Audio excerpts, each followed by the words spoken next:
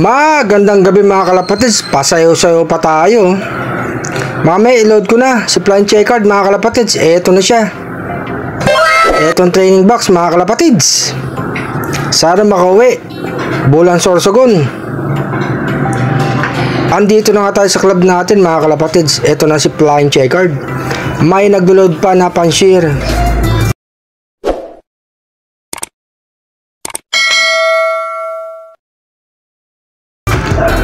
Tayo na nga mga kalapatids. Ito na si Flying Checkered.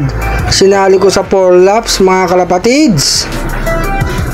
Lalagyan na ng sticker yan para may lagay na sa track mamaya mga kalapatids. Okay naman ang kondisyon ng Flying Checkered. Nasa mabuti naman siya. Bulan Sorsogon nga mga kalapatids 178 kilometers. Lumayo na mga kalapatids. Sana makaduli mga ibon nyo. Makauwi mga ibon natin mga kalapatids. Ayan, nilagyan na ni Boss J ng sticker. Nag-iisang ibon na nga lang mga kalapatids. Nakapagpa-load pa tayo dahil kay Flying Checkered. Ayan, lalagyan ng track mga kalapatids Tapos na nga tayo mag-load mga kalapatids. Ayan yung paligid ng club natin.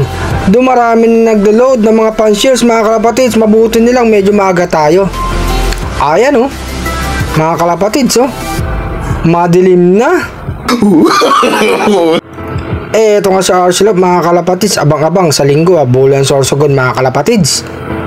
Good luck sa mga ibon natin. Happy flying.